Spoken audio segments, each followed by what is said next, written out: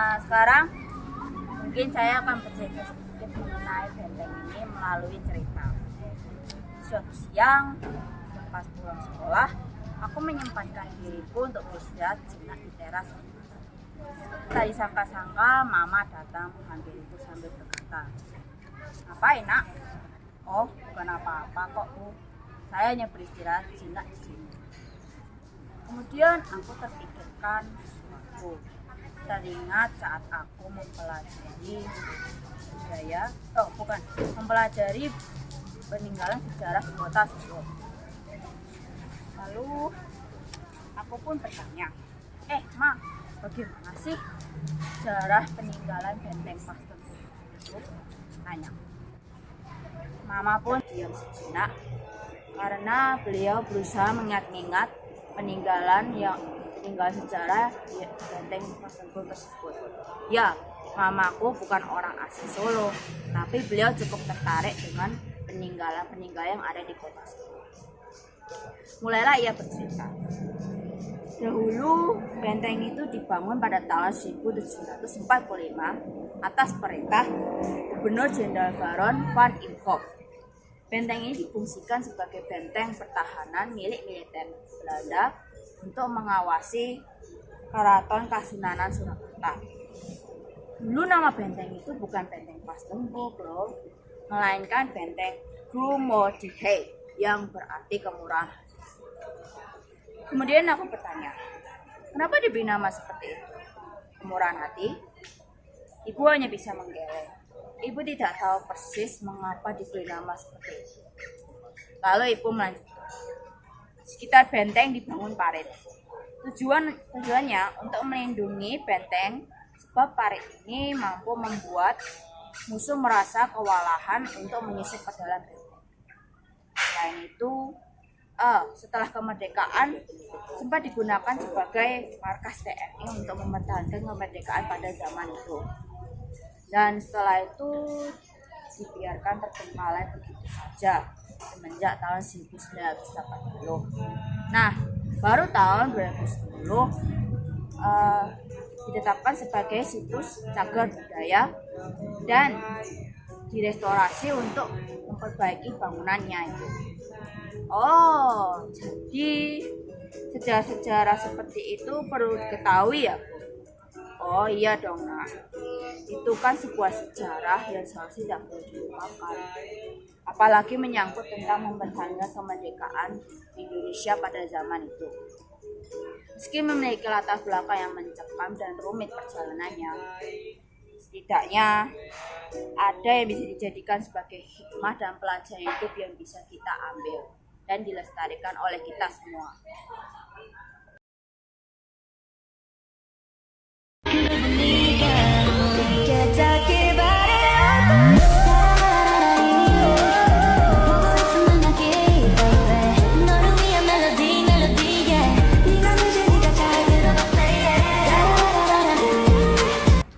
Halo teman-teman, sekarang kami lagi di Keraton Surakarta, sebuah kerajaan Jawa yang pemerintah beberapa abad yang lalu telah menjadi ikon kota Solo. Kerajaan ini bernama Keraton Kasunanan, didirikan oleh susuhan Pakubuwono II sebagai pengganti Keraton Kartasura yang rusak akibat geger pecinan pada tanggal 1743.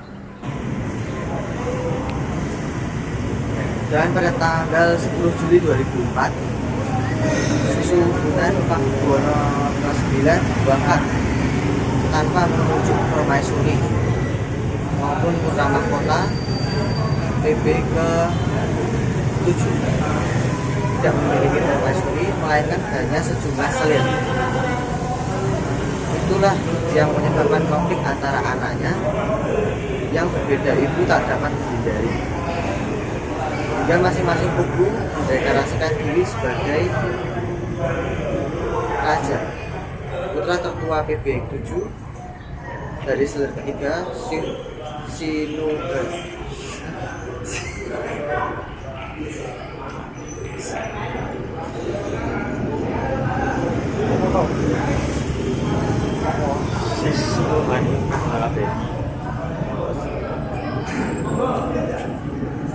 pada tahun Sinuhan yang EBI pada 31 Agustus 2004 mendeklarasikan diri sebagai raja. Dia bertahan di dalam keraton dengan dukungan utama dari saudara satu ibunya, termasuk Gusti Moeng. Di sisi lain, putra dari selir lain Sinuhan Tejo Wulan turut menyatakan diri sebagai raja pada 9 November 2004.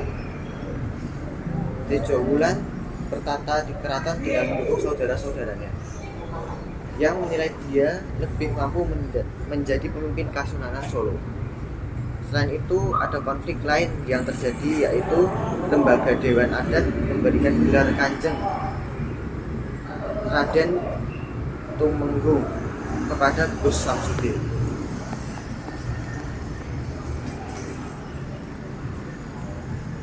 Konflik internal yang terjadi di Keraton Kasunanan Surakarta mulai menemui titik bertemu penyelesaian. Kedua pihak, yaitu kubu lembaga Dewan Adat yang diwakili oleh GKR Wanda Sari Kus dengan Raja Keraton Kasunanan Surakarta Sinuhun Pakubuwono ke-8 Mahangabehi melakukan pertemuan di Sasana Narendra pada Selasa 2 Januari 2023 sekitar pukul setengah 4. Kedua pihak yang berseteru lembaga Dewan Adat dan Raja Pakubuwono ke-8 akhirnya memutuskan untuk saling berdamai demi melestarikan keraton.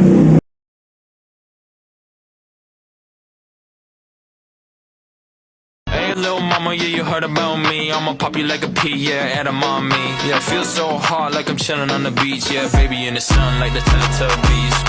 Singing low while I pop a bottle off of your chain swinging, clang clang, and it costs a lot. Bitch, I'm always at the guala, yeah, and you are not badass beat. Keep on going till you hit the spot. Whoa, I'm a big bag hunter with the bow. She got a big bed, drop it low.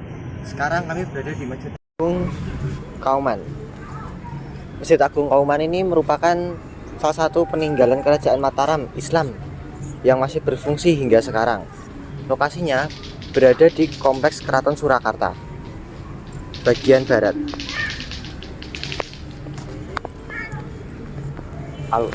Berdirinya Masjid Agung Surakarta tidak lepas dari peristiwa pemindahan pusat kerajaan Mataram Islam dari Kartasura ke Surakarta pada 17 Februari 1945. Pada masa pemerintahan Pakubuwana II, pemindahan ini merupakan imbas dari peristiwa geger pecinan yang menyebabkan keraton Kartasura hancur. Pembangunan masjid ini pun dilakukan bersamaan dengan pembangunan keraton baru di Surakarta. Dari prasasti yang ada di dinding luar ruang utama Masjid Agung Surakarta, diketahui bahwa masjid ini dibangun mulai tahun 1757 dan selesai diperkirakan pada 1768. Di masa pemerintahan Pakubuwono IV, terjadi penambahan mustaka berbentuk paku bumi di puncak Masjid Agung. Penggantian tiang juga dilakukan pada tahun 1791 dan tiang berbentuk persegi menjadi tiang berbentuk bulat. Di masa Pakubuwana VII pada 1850, serambi masjid diperluas dengan kolom-kolom bergaya Dorik dan lantai yang lebih rendah. Pagar tembok keliling masjid kemudian dibangun pada tahun 1858. Pada masa pemerintahan Pakubuwono X, sebuah menara dibangun di halaman masjid. Untuk memudahkan penentuan waktu salat, dibangun pula jam matahari. Selain itu, di tahun 1901, gapura utama diganti dengan gapura baru bergaya arsitektur Persia. Kolam air yang sebelumnya digunakan untuk bersuci diganti berbentuk pancuran atau keran. Penambahan terakhir dilakukan oleh pemerintah Surakarta. Di area masjid dibangun perpustakaan kantor pengelola dan poliklinik. Di masa lalu pengurus masjid merupakan anggota abdi dalam keraton. Tapi kini hanya kepala pengurus masjid yang menjadi abdi dalam keraton. Hingga saat ini Masjid Agung Surakarta masih menjadi pusat tradisi Islam di Keraton Surakarta. Berbagai ritual keagamaan seperti Maulud Nabi masih dilaksanakan di masjid ini. Sekian penjelasan kami Di Masjid Agung di Masjid Surakarta Agung ini. Kami ucapkan terima kasih. Aku gak mau jadi mataharimu, karena itu akan membuatku jauh. Aku gak mau jadi bintang-bintangmu, walau indah itu juga kan jauh. Yang aku mau menjadi udaramu, selalu setia tiap hela nafasmu.